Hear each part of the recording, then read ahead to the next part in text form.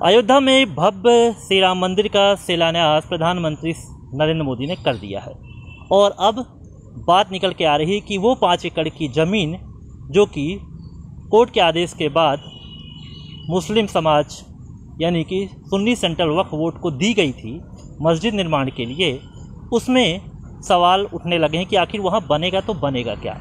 उसको लेकर लगातार वक्फ बोर्ड बात कर रहा है कि वहाँ पर लाइब्रेरी बनेगी, अस्पताल बनेगी, तमाम बातें निकल के सामने आ रही है।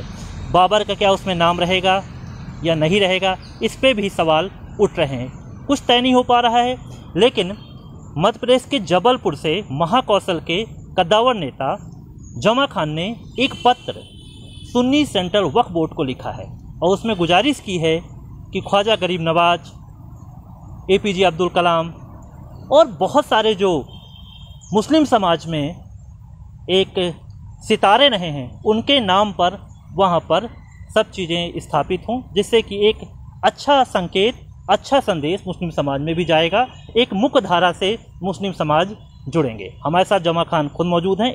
एक बड़ी पहल मध्य प्रदेश से शुरू हो गई है। जमा खान जी, आपने एक पत्र भी लिखा है, पत्र में क्या लिखा है, आपने क्या मांग रखी है?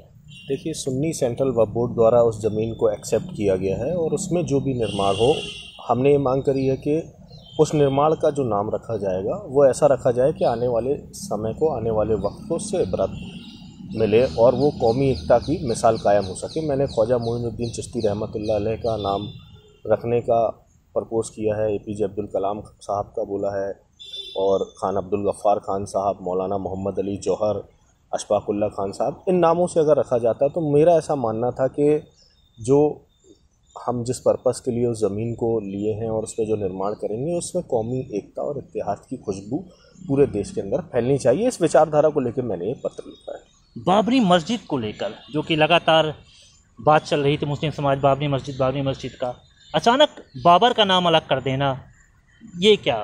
देखिए, बाबर कभी ना हमारा आइडियल रहा है, ना उसकी औलादें रही हैं, ना मुग़ल हमारे आइडियल रहे हैं।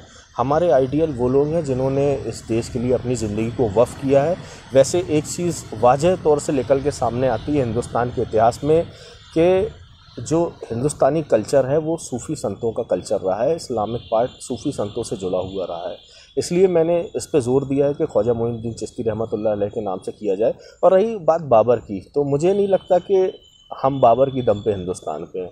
हम तो ये जो औलिया इकराम जो हिंदुस्तान में मदफन है उनके दम पे रहे हैं, जो औलिया इकराम ने जो शांति का पैगाम दिया है उनकी दम पे रहे हैं और आज भी हमें तकलीफ़ें होती हैं तो उन्हीं के दरबार में हम जाते हैं अपनी मुश्किलातों के हल ढूंढने के लिए। बाबर कौन होता है, किसके नाम से बाबर की क्यों रखी जाए वहाँ पे संग बुनियाद किसी भी चीज़ की? हमें नहीं लगता कि बाबर हमारा कोई आइडियल रहा है और ना इन फ्यूचर रहेगा। नाम ऐसा रखा जाए जिससे बरकत आए। एक हिंदुस्तानी कल्चर रहा है कि लोग अपने संस्थानों के या किसी भी व्यापारिक चीज़ के या किसी भी चीज़ जो वो खोलते हैं उसका नाम ऐसा रखते हैं जिससे बरकत आए या आगामी समय में कोई मैसेज दिया जा सके। तो मुझे लगता है कि बाबर का नाम ऐसा नहीं है कि आगामी समय पे या आगामी जनरेशन को कोई मैसेज दिया जा सके। मैंने जो नाम सुझाया हूँ ये नाम ज़रूर ऐसे हैं जिनसे आने वाले वक्त को अच्छा मैसेज दिया जा सकता है। मुस्लिम समाज पे लगातार शिक्षा का स्तर जो गिरता रहा है और ये जो आइडियल रहे हैं मुस्लिम समाज के, मुस्लिम समाज ही क्यों कहें, पूरे भारत के आइडियल रहे हैं, उनके नामों को जो प्रस्तावित कर रहे हैं वहाँ पर वाचनालय बने, लाइब्रेरी बने, गार्डन बने, क्या फ़ायदा आपको लगता है कि मुस्लिम समाज में इन सब चीज़ों से हो पाएगा? तालीम की तो कमी है, शिक्षा की तो कमी है हमारी कौम में। कुछ सियासती दखल अंदाज़ी पिछले 70 सालों में ऐसी रही कि हम तालीम से वंचित हो गए। मेरा आग्रह तो उसमें उस पत्र में ये भी है कि आप जो लाइब्रेरी वहाँ पे बनाएं उसमें सभी धर्मों की किताबें मौजूद हों, सभी धर्मों का ज्ञान वहाँ पे छात्र बच्चे ले सकें, ताकि जो कौमी इत्तेहाद हिंदुस्तान के अंदर है, जो गंगा जमनी तहज़ीब है, उसको मजबूत करें और देश के अंदर भाईचारे को बढ़ाने को लेकर वो लाइब्रेरी इन फ्यूचर नाम हो। वैसे ये चीज़ मेरे इख्तियार में नहीं है कि वहाँ वो क्या बना रहे हैं, क्या नहीं बना रहे, ये मेरा विषय भी नहीं है। मेरा विषय ये है कि उसका नाम अच्छा बनाएं और उस लाइब्रेरी अगर वो बनाते हैं तो सभी धर्मों की किताब उसमें शामिल करें, ताकि लोग वहाँ से तालीम लेके दुनिया में, हिंदुस्तान में कौमी इत्तेहाद बढ़ा सकें। यानी सियासत का जो रुख था लगातार लंबे अरसे से जो अयोध्या में चल रहा था उसको ख़त्म कर दिया जाए। एक समन्वय, एक सौहार्द की जो भावना है वो होना चाहिए। इसको लेकर एक क्या मैसेज आप मुस्लिम समाज को भी देना चाहेंगे, चूँकि आपके फॉलोअर भी ज़्यादा हैं? देखिए, मैं तो ये बोलूँगा कि दुनिया में कोई भी चीज़ होती है, हम मुसलमानों का मानना है कि वो अल्लाह तबारक ताला की मर्ज़ी जब शामिल हाल होती है तब मुकम्मल होती है। कोई भी फ़ैसला आया हो वो तब तक नहीं आ सकता जब तक अल्लाह की मर्ज़ी शामिल ना हो। जो फ़ैसला आया है उसको मान के अल्लाह तबारक ताला की मर्ज़ी के रूप में सब कोई एक्सेप्ट करें और कौमी इत्तेहाद बढ़ाएं।